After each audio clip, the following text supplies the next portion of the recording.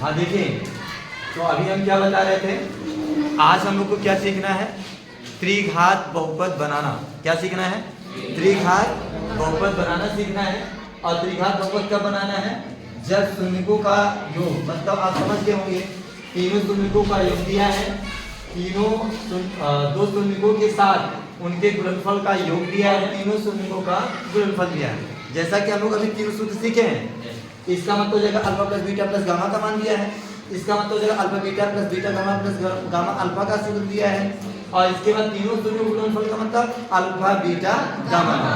तो हम क्या करते हैं, एक एक कैसे बनाना है, कैसे बनाना होता है।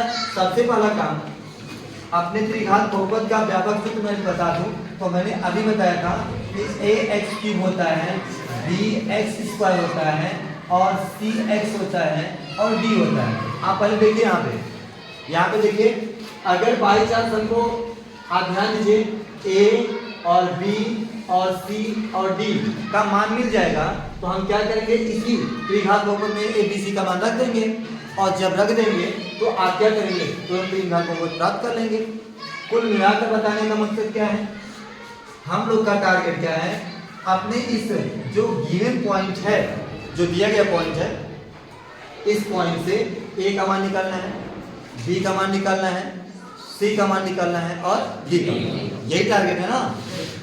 अब हम क्या करते हैं, सॉल्व करते हैं। तो पहले शून्यकों का जो योग दिया उससे सॉल्व करते हैं। हम जानते हैं शून्यकों का योग का मतलब alpha plus beta plus gamma, इसका मान हमको दिया है, कितना दिया है, 2।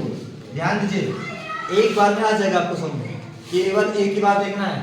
हमको क्या करना है, alpha plus beta plus gamma का जो सूत्र होता है वो यहाँ लिख देना, -b/a। यही ना अभी पढ़े सूत्र, alpha plus beta plus gamma का सूत्र यही पढ़े थे, -b/a, यही ना पढ़ा गया था। इसका मान यहाँ पे दिया है 2।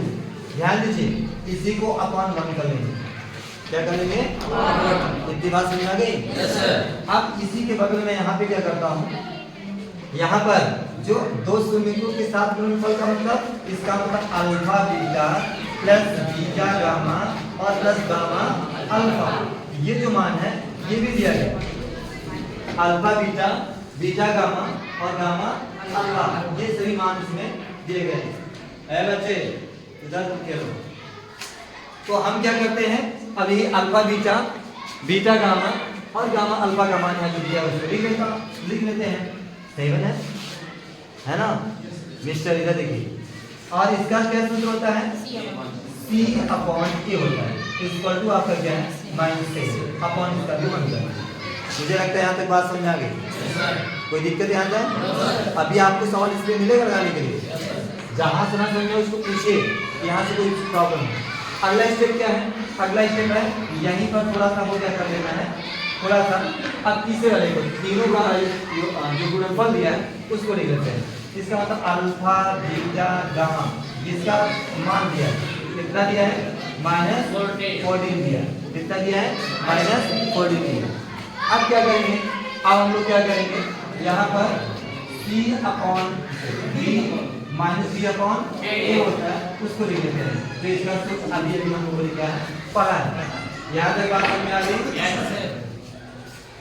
है, इधर का यहाँ पे भाई क्या बोल जाओ।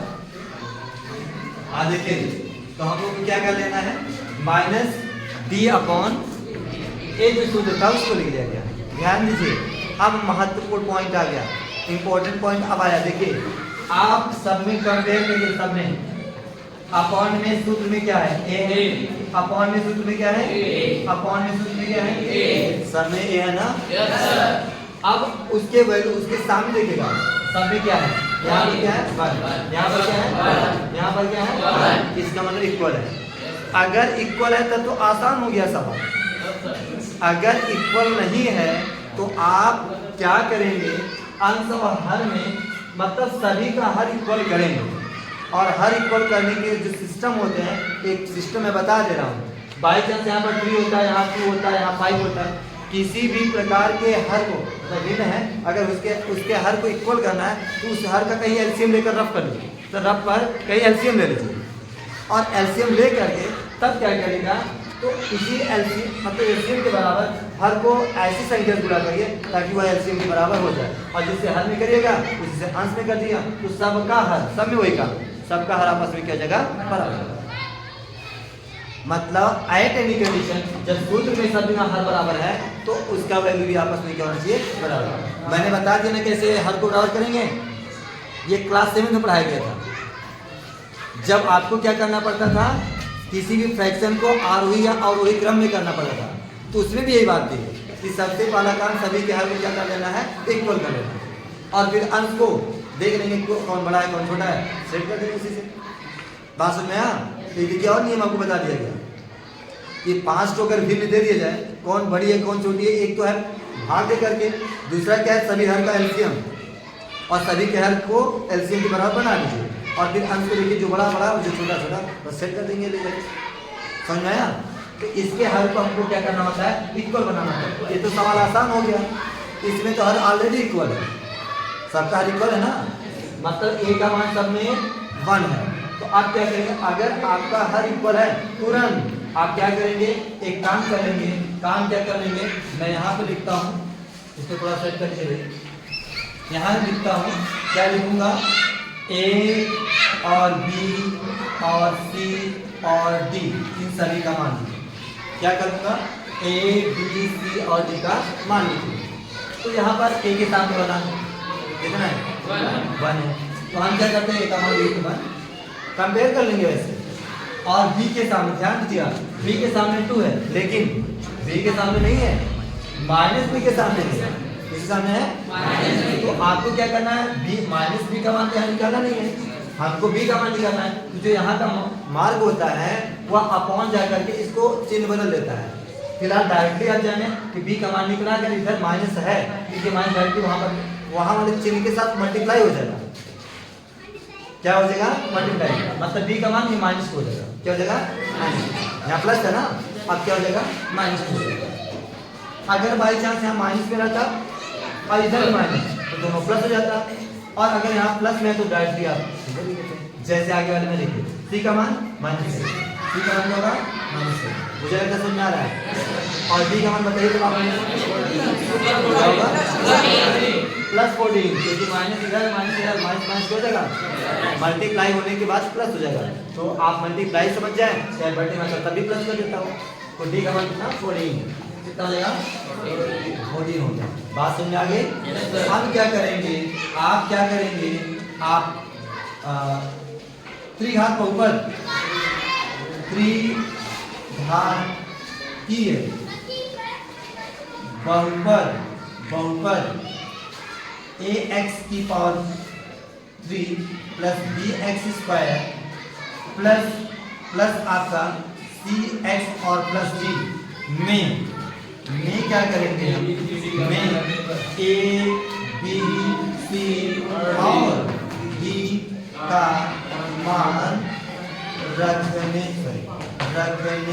पर आप क्या करेंगे, मान रख देंगे, तुरंत आंसर आ जाएगा। कैसे मान रखेंगे, हम लिखते हैं ax³ plus bx square plus cx plus d आपका है ना, मान रखते हैं भाई, बताए a का मान कितना, 1, कितना 1।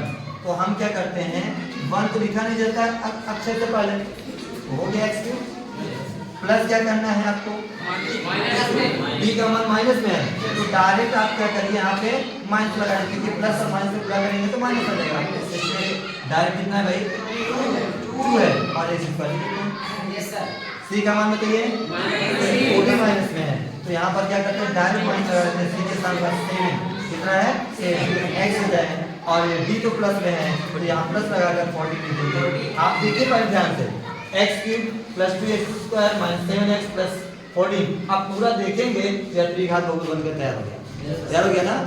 तो आपसे पूछा क्या था, यही तो त्रिघात बहुपद बनाना ही पूछा था, इसका मतलब होता है क्या हो जाएगा, आंसर। मुझे लगता है बात समझ में आ गई। अब आप क्या करेंगे, अब आप क्या करेंगे, मैं एक क्वेश्चन यहाँ पर दे देता हूँ और एकदम इसी रूप में देता हूँ और आप हमको लगाकर दिखाएंगे और कमेंट बॉक्स में क्या करेंगे, उसको लिख देंगे। इस 2 के स्थान पर आप 3 लिख कर लगाएंगे और यहाँ -7 के स्थान पर -5 लगाकर लिखेंगे और यहाँ पर माइनस आप 8 कर देंगे। ये तीनों से आप क्या करेंगे, एक त्रिघात बहुपद बना करके दिखाएंगे। Okay, thank you for watching.